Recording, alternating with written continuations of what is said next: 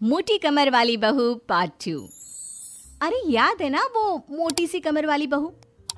उनके दिन अभी भी नहीं फिरे। वो फिर एक बार अपनी कमर को लेकर चर्चा में है। कैसे? देखिए। क्या करूं, मेरी मोटी कमर का सब मजाक उड़ाते हैं। माँ जी तो ऐसे करती है जैसे मैं कोई डायन हूँ। ना कहीं साथ ले जाती है, ना ही किसी से मुझे मिलवाती है। अरे मीना, तो कोशिश क्यों नहीं करती कि तेरी कमर थोड़ी पतली हो जाए? अब देख ना, मेरे ऑफिस में भी उस दिन तेरा कितना मजाक बना था, याद है ना? मीना को पति से ये उम्मीद तो बिल्कुल नहीं थी। वो सोच में पड़ जाती है कि आखिर क्या लुक्स ही मायने रखते हैं? रिश्ते नाम की कोई चीज होती है क्या? पापा पापा, मेरे स्कूल में फंक्शन है, सबके मम्मी पापा आएंगे, आप भी आना कल। अरे नहीं बेटा, कल तो मेरी ज़रूरी मीटिंग है, कल नहीं हो पाएगा बेटा। अरे मैं हूं ना, मैं आ जाऊंगी। क्यों? नहीं नहीं माँ, तुम रहने दो। तुम्हारे लिए तो दो दो चेयर लगाने पड़ जाते हैं और ऊपर से सब तुम्हारा मजाक बनाते हैं। ना बाबा ना, मेरे स्कूल में तो आना ही मत। मीना का दिल तो ये सोचकर और छोटा हो जाता है। वो किचन में जाती है और खाना बनाने लग जाती है।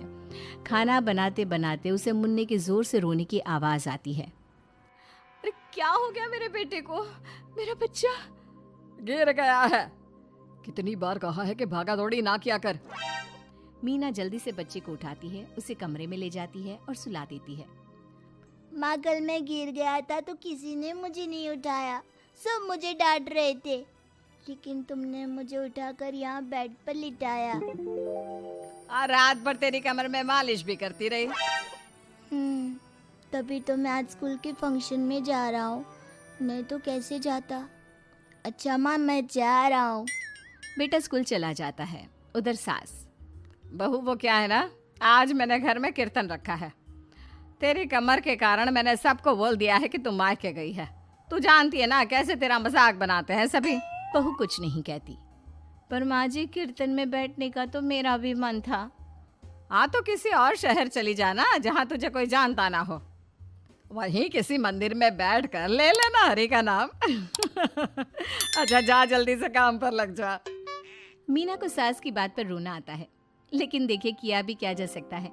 हमारे यहाँ तो ये रिवाज है ना, जिसका चेहरा अच्छा वो राजा, नहीं तो सब रंग। घर में औरतें आने लगती है, सब एक एक कर कीर्तन में बैठ जाती हैं। अरे मुन्ना, जा तो, किचन में मैंने प्रसाद बना कर रखा है, ले आ। अरे क्या क्या कर लेती हो बहन जी, एक तुम्हारी बहू है बस कमर का कमरा बनाए बैठी है। ये नहीं कि ससुराल में रहकर काम काज निपटाए, जब देखो तब मायके की हवा खाने पहुंची रहती है। तभी दूसरी कहती है, मैंने तो घर में मना कर दिया था कि कोई खाना नहीं खाना, बहन जी के घर कीर्तन है, मैं सबका खाना लेकर आऊंगी। लेकिन यहाँ तो लग रहा है कि प्रसाद के भी लाले पड़े हैं। अरे कर देना पागलों वाली बात, खाना भी बना कर रखा है मैंने। अरे कमला, जा जाकर कीर्तन के बाद जो मैंने खाना बनाया है ना, सबको लगा देना अरे बहू से ज्यादा तो आपके साथ ये कमला ही रहती है। हाँ तो क्या अब नौकरानी से करवा देती बेटे की शादी कमला किचन में जाती है, जहाँ बेचारी मीना पसीने से तर खाना पीना और किचन के काम में लगी होती है। कैसी हो भाभी, ऐसी सास के साथ कैसे गुजारा कर रही हो? पता है बाहर कह रही है कि सारा खाना और प्रसाद उन्होंने बनाए हैं। अरे कोई बात नहीं ना कमला, वो क्या है ना, मेरी कमर मोटी है, इसलिए वो मुझे किसी के सामने नहीं ले जा सकती हैं। अरे तो मैं कौन सी सुस्मिता सेन हूँ, लेकिन देखो मेरी सास मुझे कितने गर्व से मिलाती है सभी से।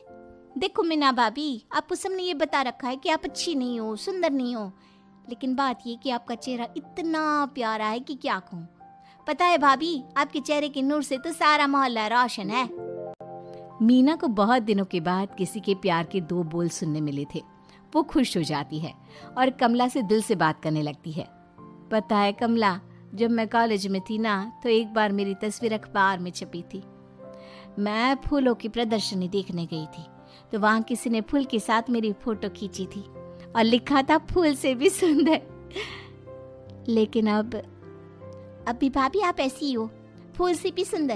अरे कमर मोटी है तो क्या हो गया, क्या सब में सारी खूबियां होती है? अपनी सास को ही देख लो, ऐसा लगता है जैसे चूल्हे में कोयला जल गया हो। भैया भी माना पतले हैं, लेकिन है तो माँ की तरह काले ही ना। वो तो भला हो भगवान का कि मुन्ना आप पर गया है, गोरा और सुंदर। मीना को कमला की बात समझ में आ रही थी। पहली बार किसी ने उससे अच्छे से बात की थी तो उसे रोना आ जाता है। भाभी एक काम करो ना, कुछ दिनों के लिए मायके होकर आओ। यहाँ तो ना भैया को आपकी कदर है ना ही सास को, और बेटा भी आपको इन लोगों के कहने पर दूर ही रखता है।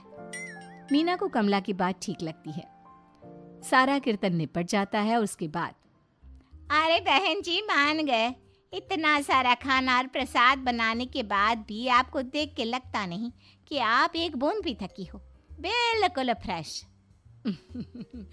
बस बहन जी मैं तो हूँ ही कुछ ऐसी ही। सभी चले जाते हैं। तब जाकर मीना किचन से बाहर आती है। अरे कहाँ जा रही है? थक गई हूँ मैं, चाय लेकर आ जा। माँ जी चक्कर आ रहा है, सर दुख रहा है, कब से किचन में बंद थी, गर्मी में पसीना भी बहुत आ रहा था, जरा कमरे तक जाकर पसीना सुखा लूं।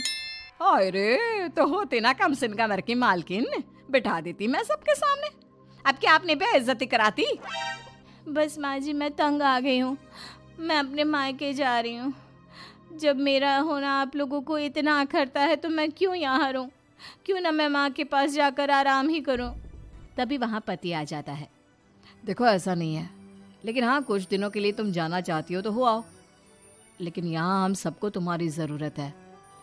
मीना पति की इजाज़त के बाद मायके जाती है, लेकिन वहाँ भी भाभी। अरे मीना दीदी आज ही आना था क्या आपको? आज तो मेरे मायके वाले आ रहे हैं। दीदी आपकी कमर का मजाक फिर बनाएंगे वो लोग। अरे मीना एक फोन तो कर देती आने से पहले। अरे मीना क्या हाल बना रखा है शरीर का, कितनी प्यारी बच्ची थी हमारी, क्या हाल कर लिया। मीना को दुख होता है। वो घर के अंदर जाती है जहाँ दीदी आप तो दलिया लेंगी ना? सबके लिए वैसे आलू के पराठे बने हैं, मैं जानती हूँ आपके फेवरेट हैं आलू के पराठे, लेकिन अब आपका शरीर ऐसा है कि आप तो दलिया ही खाओ। मीना को समझ में नहीं आ रहा था कि ये क्या हो रहा है। हर कोई जो अपना है वो क्यों उससे ऐसा व्यवहार कर रहा है। मीना दुखी होकर पास में रहने वाली अपनी सहेली के घर जाती है। सहेली का पति बोल पड़ता है, अरे ये कौन है, कौन है ये?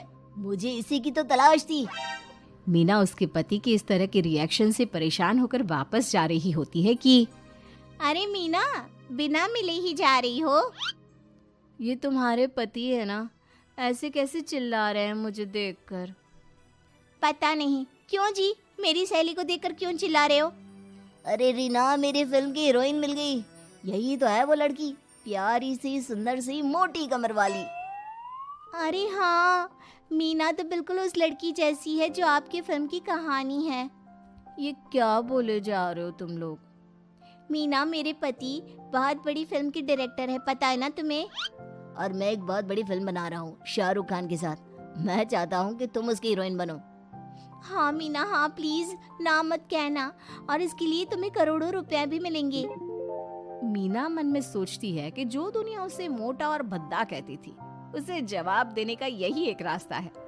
मीना फिल्म में काम करने के लिए हाँ कर देती है और फिर सारे शहर में मीना की फोटो शाहरुख खान के साथ लग जाती है।